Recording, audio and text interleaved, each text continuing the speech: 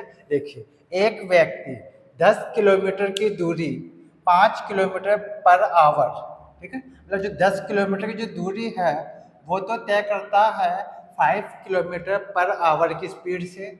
इसके अलावा 12 किलोमीटर की जो दूरी है वो तय करता है 4 किलोमीटर पर आवर की स्पीड से, मतलब 4 किलोमीटर प्रति घंटे की चाल से, ठीक है। और इसके अलावा 15 किलोमीटर की जो दूरी है वो तय करता है 3 किलोमीटर पर आवर की स्पीड से, ठीक है। तो आपको औसत चाल ज्ञात करनी है, मतलब एवरेज स्पीड आपको ज्ञात करनी है।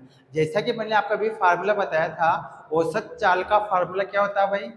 औसत चाल चाल का फार्मूला होता है कुल दूरी अपॉन कुल समय, ठीक है, कुल समय।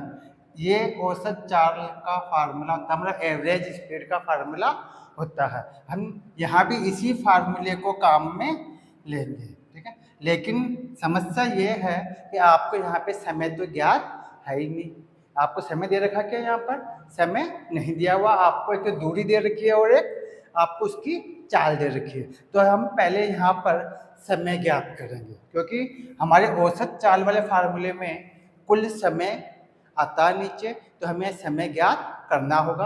अब देखिए, 10 किलोमीटर की दूरी 5 किलोमीटर पर आवर की स्पीड से तय होती है, इसमें कितना समय लगेगा? अब देखिए, समय का फार्मूला क्या होता है? समय इक्वल टू होता है, समय इक्वल टू होता है दूरी अपॉन चाल, दूरी अपॉन चाल। तो हम पहले सबका अलग अलग समय ज्ञात करेंगे, ठीक है। तो यह लिखेंगे 10 किलोमीटर की दूरी में लगा समय, ठीक है। 10 किलोमीटर की दूरी तय करने में लगा समय, दूरी तय करने में लगा समय, ठीक है, में लगा समय, ठीक है। तब देखिए, फार्मूला हम ये काम में लेंगे। 10 किलोमीटर की जो दूरी है वो किस स्पीड से तय होती है भाई?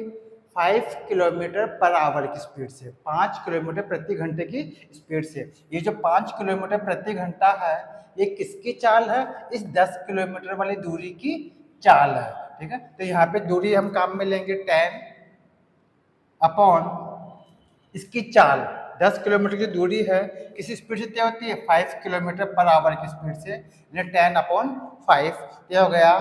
10 में 5 का डिवाइड करेंगे कितना टाइम जाएगा? 2 टाइम, तो हो गया 2 आवर, मतलब 2 घंटे। मतलब पहली जो दूरी है इसके अंदर उसको 2 घंटे का समय लगेगा। अब हम आते हैं नेक्स्ट आगे 12 किलोमीटर, ठीक है। तब लेंगे यहाँ पे 12 किलोमीटर की दूरी, ठीक है, तय करने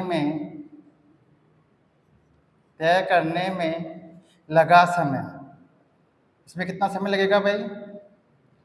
देखिए, यहाँ पे दूरी कितनी है? 12, मतलब 12 किलोमीटर की जो दूरी है वो किस स्पीड से तय होती है?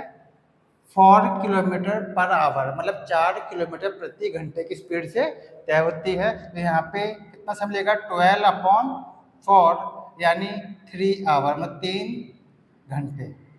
इस दूसरी दूरी में उसको 3 घंटे का समय लगा। अब हम आते हैं तीसरी दूरी पर, ठीक है। तो यहाँ पे तीसरी दूरी कितनी है? 15 किलोमीटर। लेंगे 15 किलोमीटर की जो दूरी है, ठीक है, इसको तय करने में कितना समय लगेगा भाई? ये भी देख लेते हैं अपन। तो यहाँ पे दूरी कितनी है? 15 किलोमीटर। लेंगे 15 अपॉन इसकी स्पीड कितनी है? 15 किलोमीटर की दूरी में 3 किलोमीटर पर आवर, तो नीचे लिख देंगे अपन 3।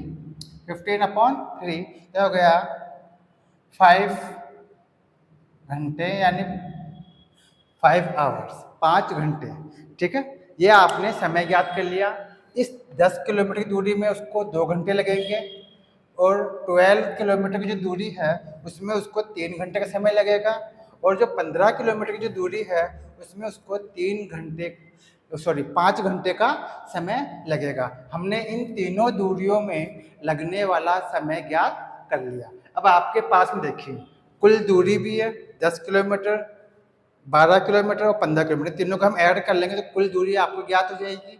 और ये क्या हो गया, मेरे पास समय हो गया 2 घंटे, 3 घंटे और 5 घंटे। समझ में आया कुछ? ठीक है, अब यहाँ लिखेंगे हम, यहाँ कर लेते हैं हम। अब आप देखिए यहाँ कर लेते हैं हम, ठीक है। पहले लिखेंगे कुल दूरी, ठीक है। आपकी जो दूरी है उस दूरियों को हम क्या करेंगे, ऐड करेंगे, मतलब जोड़ करेंगे।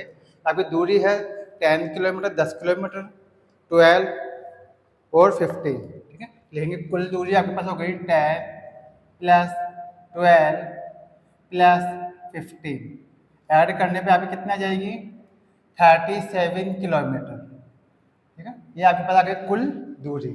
अब कुल समय, हमने समय ज्ञात कर लिया था पहले ही, ठीक है। तीनों दूरियों में जो समय लग रहा है अलग अलग, वो हमने पहले ही ज्ञात कर लिया समय के फार्मूले से। क्या हो जाएगा, कुल समय, कुल समय आपके पास में हो जाएगा 2 घंटे, 3 घंटे और 5 घंटे, तो 2 प्लस 3 प्लस 5 कितना हो गया यहाँ पे 10 आवर, 10 घंटे, ठीक है। अब हम सूत्र लगाएंगे यहाँ पे औसत चाल या एवरेज स्पीड।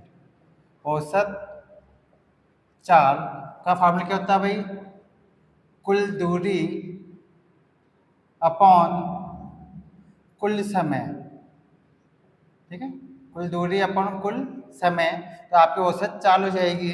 कुल दूरी कितनी है भाई आपके पास 37 किलोमीटर, 37 अपॉन कुल समय, कुल कितना समय लगा 10 घंटे, 10 आवर।